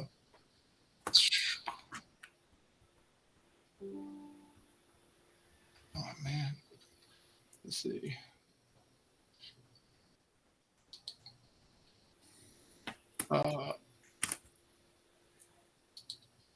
Sorry for this being so slow, but it went up, and then it actually failed the first time it tried to run, but it passed the second time. And so like the random write speed on the pass was 773. And then when I put it on the SD card, in which it's going to be more expensive, faster. So 700 and something went up to 14,800 and something. So that's how much faster it is. It definitely, if you're using these as if you're using these guys as for a computer that you're just, a Pi that you're just using as a computer, you really got to get an SSD card. They're just so much faster. So anyway, I know I'm preaching to the choir, but I was surprised by the generic Micro Center fail, because I'm sure I know you don't, Pat, but a lot of us around here get an email periodically saying, come on down to Micro Center, we'll give you this card for free. So I got a bunch of them, 1,300 miles is too far for a commute. Huh? Yeah, that's what it miles is a little far for a compute. Yeah. So Anyway, you were talking about SSDs, not SDs, right? Not this. the first two were SD cards. Okay. Oh, they were. Okay. Yeah, and I'm saying that, Ray, you should for sure get it. Do you get every once in a while Micro Center send you a freebie? Come on in and get a free 32 gig. I guess I'm not SD part of the card. club. I don't think I've ever gotten one of those. Oh, okay. Well, Don't buy enough stuff there, maybe. what I'm just saying is that it's a pretty slow SD card. Mm-hmm. Yeah. Yeah. Well, I thought there was like, what do they have to be? Class 10 or something? They're class 10, but they still. It's a class 10, but it's not good enough for what their Raspberry Pi is saying that they should, for a smooth operation.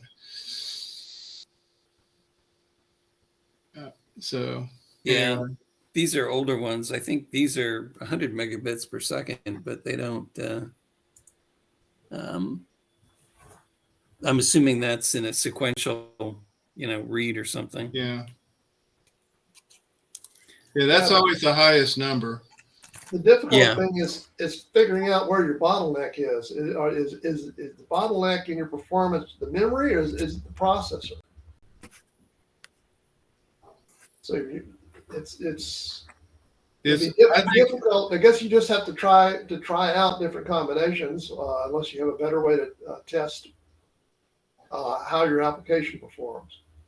Well, I think in this case, I think the SD cards are they're just, even the fast ones, they can't meet an SSD. But the slow ones can be really crap. I think that's the lesson that I got out of it, was if you go ahead and buy a quality SD card, it will be fine to run that, say, on your robot, even outdoors, no problem. But if you really want speed, if you really want it to be as fast as possible, then you go with one of these little cheapy SSD cards. Yeah, because one of the things that occurs to me is I could try is my license plate reader. The server side is a Raspberry Pi 4, and even with a Pi 4 with an SD card, it takes about 1 second to process each image to find and decode a license plate. Well, that'd be John. That'd be perfect for a SSD, because you're not. Assuming that memory speed is the bottleneck. No, it's not. You're storing it, right? Yeah. Okay, you're using memory then. You're using. Sure. Yeah. But what I'm saying is, it could still be that regardless of how fast you make the memory, it's the processor speed that's really slowing me down. That's one possibility. There's always a bottleneck. Yeah. It's a question of figuring out where the bottleneck is. So, it would speed it up. But the question is, if the bottleneck is really the processor, then adding faster memory will only speed it up a little bit. Well, I can see the difference. In the boot up, I can really see the difference. I mean, it's a lot faster. So you're booting off of the Yeah, SSD? you see the difference, but because I would be you're running a memory, surprised you're if running a it's memory up. test. Huh? So it's a self-fulfilling prophecy there. If you're running a memory test to see which memory is faster, well, of course it's a lot. You can see the difference. Yeah. But if you're just running an application that uses that challenges both your memory and your CPU, now you have to figure out, well, where's the bottleneck? And it just depends on what you're doing. Yeah. How many images are you putting into storage? Sometimes on any given day, I might have several thousand images. Okay. But what is an image size and how long does it take? 960 by 480, I think, is my basic image size. And So that's it takes me about a second each to find a license plate. It does.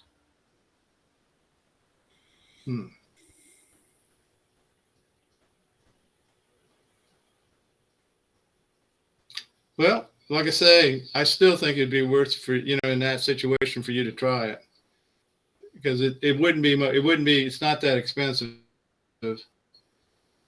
And, you can use any old SSD that you have around. So let's say you had one that you took out of your laptop or out of your old computer when you updated, you probably started your first SSD is probably 128 and you're now using one that's 1 terabyte, so those old SSD cards they kind of like old disk drives. They just kind of like fall over. And then you can get, instead of getting a case, you can get an adapter cable. The SATA, probably a SATA one, if it's an older one. The SATA adapter cable, and they're pretty cheap. They're only about $13.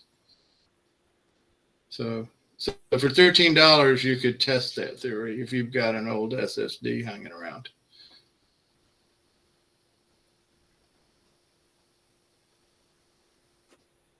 I suppose, if I ran top while I'm processing, I could probably get some idea of.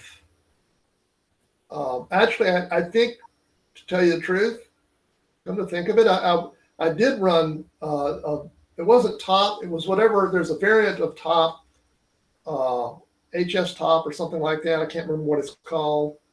That allows you to see all 4 cores of the processor and see if they're maxed out. Mm-hmm. And I did run it when I was running the OpenALPR before. And come to think of it, as it turns out, my cores were like at 100%. Your cores are at 100%. Yeah, whenever it was processing an image, the cores were running at 100%. That's with Movidius in there too? No, that's the Movidius I'm using for the Skull project, not for the license plate reader. Yeah, it seems like OpenCV, anything to do with processing large images, sucks a lot of power and requires a lot of speed and high memory bandwidth. Maybe that's what they should work on, OpenCV, not on all these other features.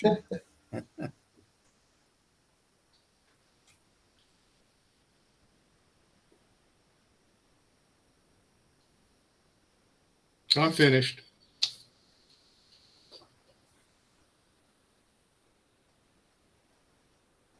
You're on mute, Carl. That's not going to help. So the bottom line is you found a difference on cases. Huh? Okay. The bottom line is you found a difference on the Raspberry Pi cases, and Yeah. I just wanted to I wanted to correct, because last time I gave an incorrect impression. Yep. Okay. I think Pat, you were next. Yeah, I just got something really short. I wanted to show my score for this week. And I'll just present my screen. Try this. Present. Can I present a tab? Hey, Pat, it was 70 something today.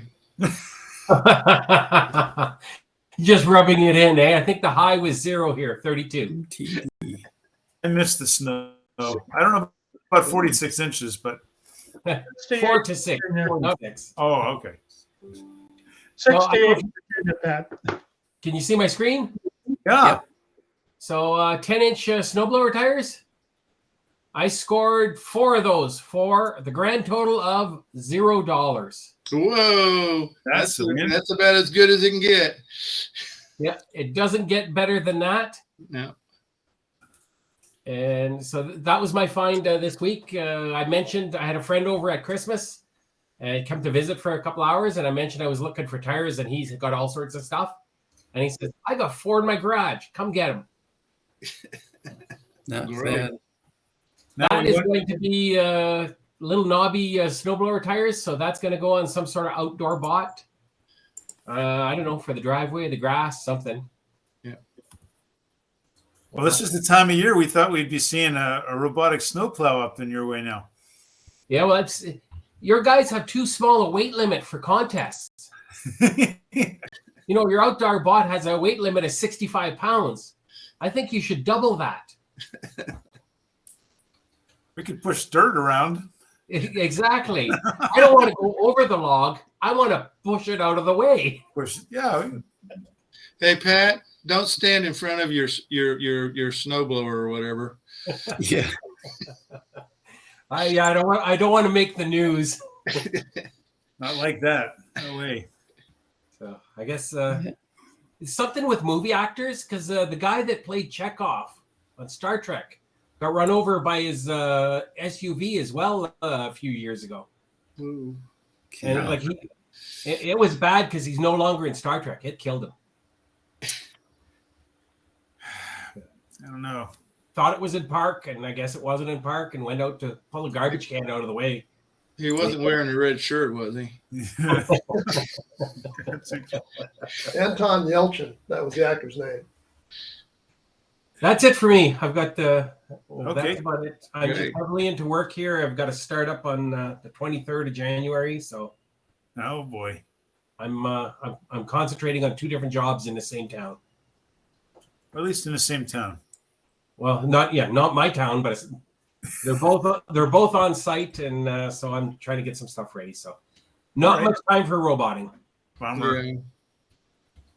Okay. Well, I had in the theme of public safety announcements, I had one, but did anyone else have anything more robot focused before I do that?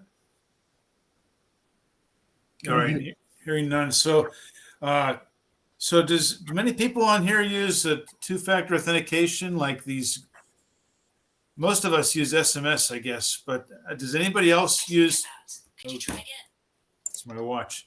Does anybody else use the like the Google Authenticator or the Microsoft Authenticator? You know, like Yeah, these things. I just picked up the Google Authenticator, which is required by Adafruit to validate your email address to get those notices on pies. Okay. I've So- got a ton of email addresses. Same thing, Microsoft Authenticator, and all the businesses I deal with, they require that anytime I want to log into their site and do some work. Okay, well, here's my public safety announcement. So I was lucky enough to get a new phone yesterday. So the camera on my old one went bad, and that was the excuse. What have we come to in this world when the reason to get a new phone is that its camera broke? Okay, so anyhow, so I went to the store, and normally, you know, I'm in the Apple family, so normally in the past, we'd get the phone in here. I'd take my good old sweet time and transfer it using the cloud and make sure the new one's all up and running, and then do something with the old one. Usually go to my mom or somebody else who could use it, or that shelf over there that just collects things. And but last night the idea was to since it was relatively new, collect some of the trade-in value and apply it to this one. And by doing it in person, you know, we'd save the hassle of boxing it up later on and this and that. But that means that there was the young person, the young people in the Apple store who said, yeah, it's no big deal. You just do this, boom, boom, boom. You stand around for a little bit, boom, boom, boom. Once it gets, you look at it for a little bit, and then once you're pretty sure that it's looking good, you don't have to wait for it to finish. We'll just push the last button to erase your old one, and you can be on your merry way. It'll finish by morning. Mm-hmm. So the old one had 256 gig of flash filled in on it. I still only have like half of that on the new one. I don't know where the other half is, but one of the things that I discovered after wiping the old one is that over the last year or so, I'd come to have quite a few things that rely on the Google Authenticator and the Microsoft Authenticator. So yeah, I did. I turned on two-factor authentication, and a couple of those happened to be like the back-end servers in the cloud for my business. Mm-hmm. So there's no getting in to log in and manage your company's servers if you don't have the authenticators working. Are you seeing where I'm going with this? Mm-hmm. So anyhow, what I discovered after the old one got left at the store wiped clean, I got home and started, because we knew it would take a while. I didn't expect everything to come up right away. So I started to look at it. And I thought, well, by now the apps are restored in their data. So why doesn't the Google Authenticator show all the things that I can authenticate? So look a little bit further. And it turns out, there's the public safety part, that of all the things that back up on these phones, the Google Authenticator, it doesn't back its credentials up automatically to the cloud. If you want to back it up, you have to download it to like CSV or something before you wipe the old one. And the authenticator is bound to the hardware. So once the hardware is gone, what does that do to your ability to authenticate? Yeah. And Microsoft, it looks like Microsoft will back up to the cloud with their authenticator, but you've got to remember to flip the switch, because it looks like the default is it don't back up. So anyhow, that's my public safety thing, is that beware of how you got your TOFA set up. Because the next thing I noticed or thought about was, and I managed to get past the ones I know about so far. I still have a few more company assets to make sure I can control. But the thing I realized was that, I thought I was good. Well, I knew it was a little risky because I had the Authenticator app, and then I was using SMS for the other, option. Well, guess what? They're both bound to the same hardware. So the hardware goes out the window. You can't authenticate anymore. So anyhow, so make sure you got your plan for multi-factor authentication, and you got your recovery codes, and I don't know what else you can do, but don't be caught without them. So in a imperfect world, if you're out kayaking and you drop your phone over the edge of your kayak and down into 50 feet of water, that's it? You can't work anymore? Well, Sounds like it. if I hadn't had some other mechanisms in place, yes, that would be the case. Yeah. And it looks like most of these places have some way to get around it. Like Ring, if you've seen the Ring doorbell, we have one of those.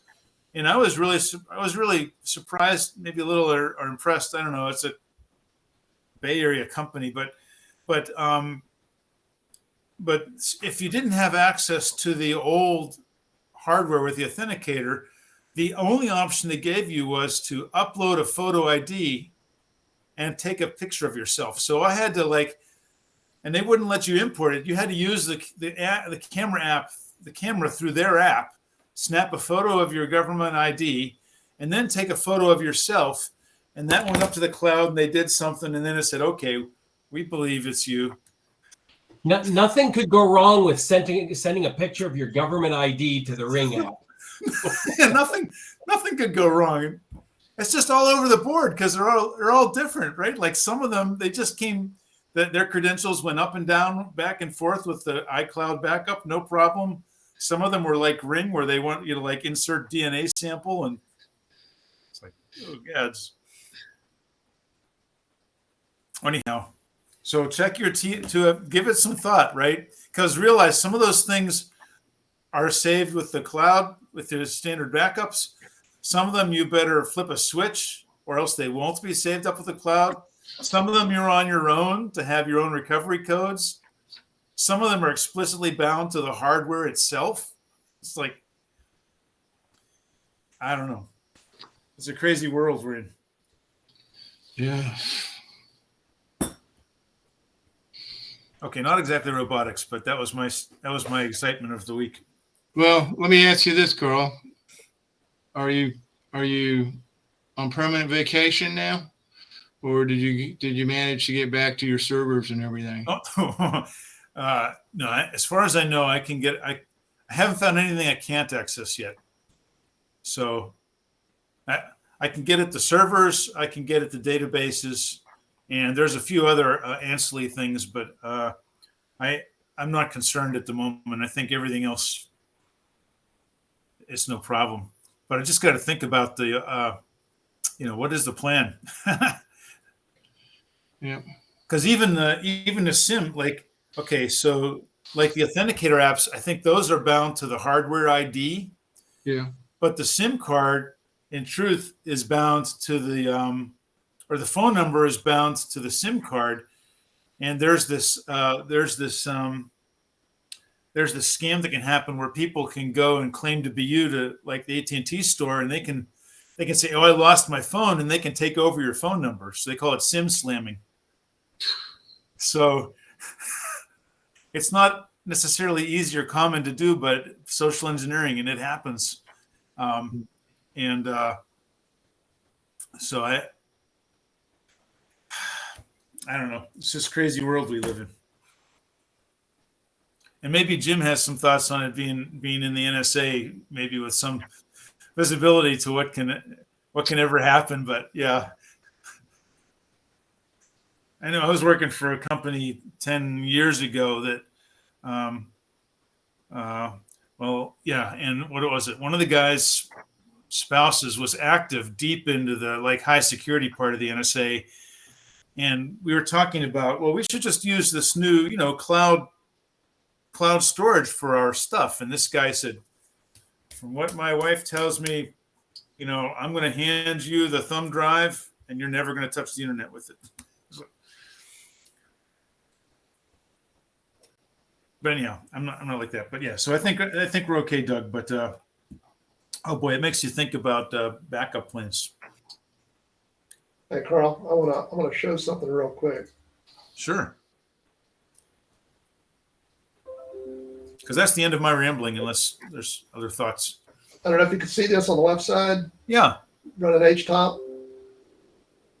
This is I removed a bunch of images so it would pull some new images in from the camera. And you can see the blue processors 1, 2, 3, and 4. It's pegging the meter on those cores. It's right at 100 or 99% each time it does an image. Sometimes it does less, but most of the time it's 100%. This is using HTOP, which is a Linux app for measuring performance.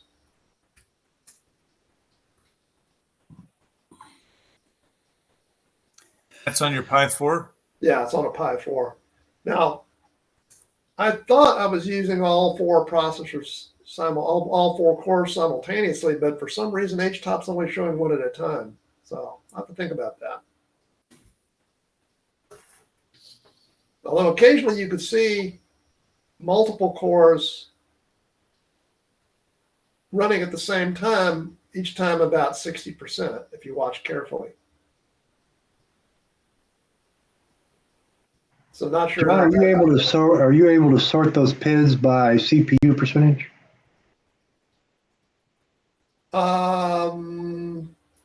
I'd have to figure it out.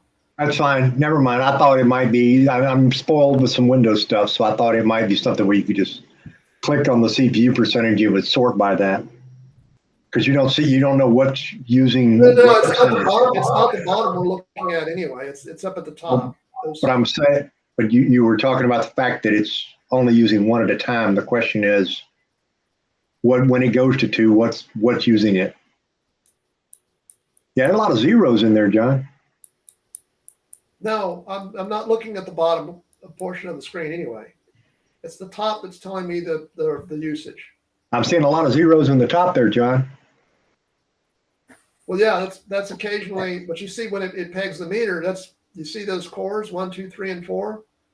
Whenever it processes an image, it uses almost 100%, usually 100% of that core.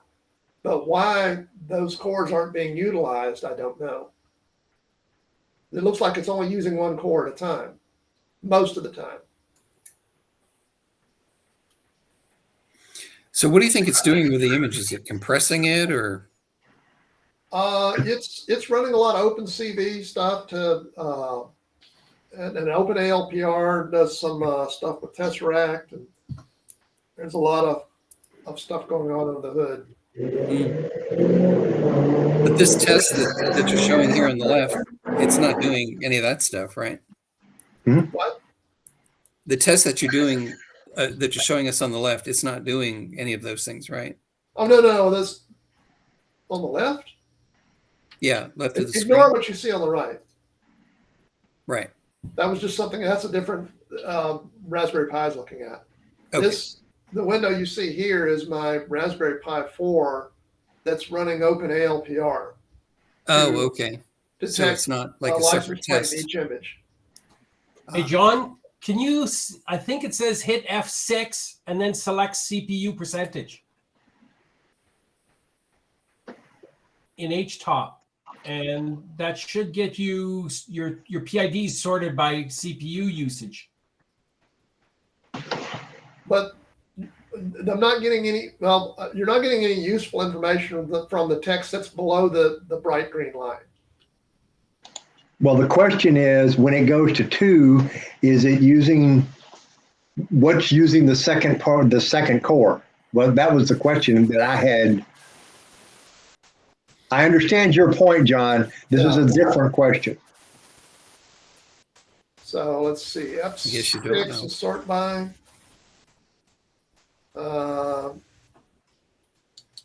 Yeah. Sort by what? Percent CPU? Yeah. Percent CPU. And that should show you your heavy hitters at the top. Well, yeah, and it's going to be ALPR. You can see that, see? That's the license plate reader software.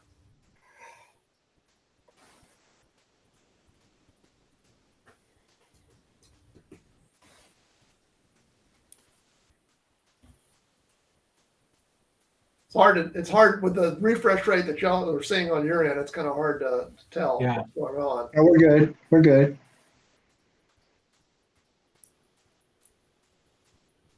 But you can see there's multiple instances of LPR server in that list. And it makes a system call from the LPR server Python script to OpenALPR, like right there, you see it. And that's when it's pegging the meter 100%. Okay. Hey, John, how are the cores allocated? Are they allocated on a priority or out of a pool? You know? Well, what I'm doing, let's see, let me open the. Are you running any kind of RTOS, real-time operating system? That's Linux.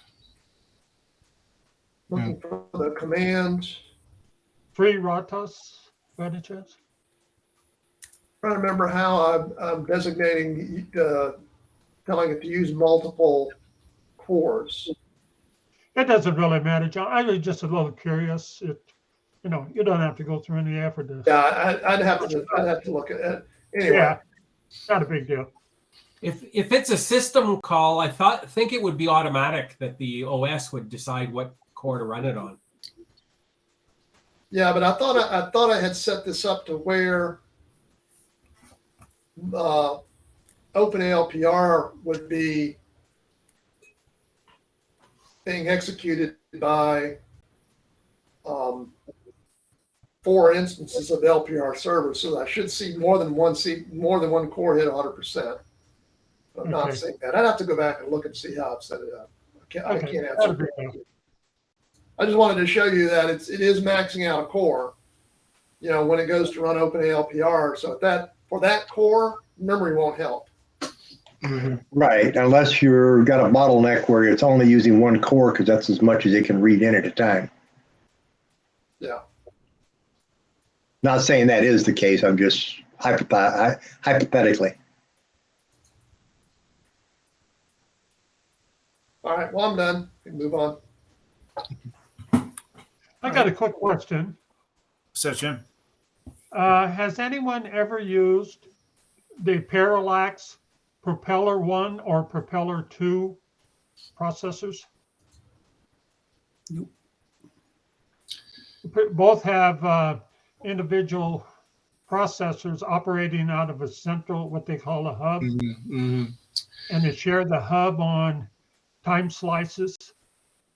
I was just curious if anyone ever Okay. had anything with that. James, I'll tell you my story on this because, okay, when I started, you see, when I retired, basically, it's when I got involved with robots. And I said to myself, well, I don't have that much more time on Earth. And because of that, I tried to limit the number of processors that I would attempt to learn. And the problem with the propeller is it's actually was developed by, I can't remember his first name. Guy by the name of Chip. Yeah, Chip Gracie, I think, or Yes, I think. yes. Anyway, He took 10 years. he created that. Too. He decided his thing to do was he wanted to build a microprocessor. Yeah. And it's the only one like that. Okay.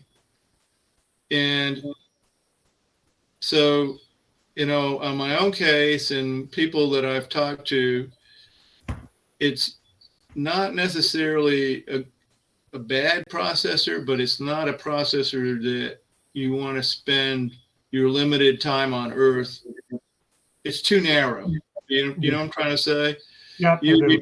And I don't believe there's that much. I made the same decision with PIC controllers. Okay, I said I'm never going to screw around with PIC controllers not because PIC controllers are bad, but because I just don't have enough time or bandwidth to pick up all these other things.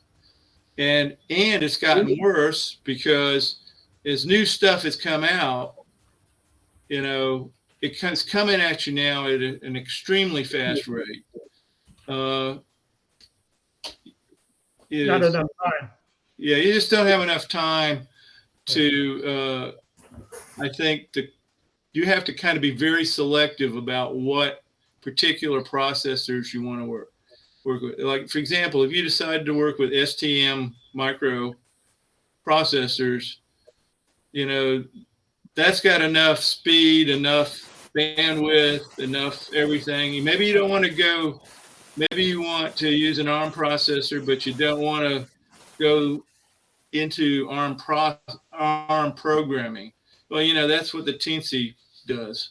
Right. And, you got, I don't even know what it is. It's A7. It's an A7 chip, I believe. It is. And you say you got an A7 chip, it's faster than greased lightning. And what more do you want? You know what I'm saying?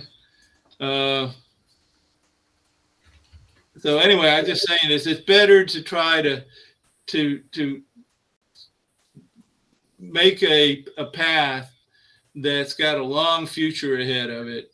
And I don't think the propeller really falls into that. But I see, You don't have the first of all, support. the development team is a one-man band. Yeah. And the documentation lags the hardware by centuries. Yeah. They just don't have any documentation out of it, nor do they have a lot of software to run on it. And the chip is an outstanding chip. But they run a thing on it called Spin. It's their application software that they run on it. And it just, I don't see anyone opening that door. I got just one other question, Carl, if you wouldn't mind. And I'm trying to determine where the resources within you guys. Is there anyone that works on ROS 2 actively? Not, Does Nelson yeah, work on Harold. Okay. Mr. Static. Static man. How about micro ROS? Anyone worked in that area? No. Okay. We have a person who might named Paul, but I've never really heard him talk. He's always talked about ROS, not micro ROS. Well, micro ROS is making some leaps and bounds. Yeah. Okay. Mr. Nutter also did quite a bit of work with ROS too, didn't he? I Somebody think Paul did. worked mainly with ROS 1. Was it one? Yeah, I believe. What I'm trying to do is determine any kind of resources before I decide to make a plunge into this world. Because if I make a commitment, that sounds like a deep well to go down. Yeah. Ross is a deep well. There was a guy who jumped on a week or two ago, Jonathan, I think, and he was talking about Dockers. So he was. I think he's done a little bit on Ross, but I would suggest that I'm not sure if you've joined the mailing list or not, the club mailing list, but you could put the question out, just send an email to that. Oh, that's a good idea. Yeah. Yeah, put your question there, and because there's quite a few people on that list, and if you write the question, well, there's a good chance you'll get a good response. Okay. Sounds good. All right, Carl, I'm done. Thank you, guys. No worries. All right. Well, we're coming up on 10 o'clock here. First meeting of the new year. I think we're still celebrating, got the New Year celebration hangover thing going on. Anyone else have some stuff for the night? All right. Then I suggest we close for the night. That's good. And build some robots between now and next Tuesday. Come up with questions. Now I can't And hear anybody. I guess you can hear me now. Lovely. hey, you got it sorted. Harold, you got something? So, Errol, are you there? Nope, we got Mike off. I think he just won't talk to us now. Oh, man. He's turning his back to us. He's got the whole OBS studio coming and going. Yike. So we gotta help Harold on because he's got his Twitch stream to feed, and He has the mic off. It looks like I don't know if you Yeah, realize that. you're muted, Harold. It's the whole production studio thing. Well,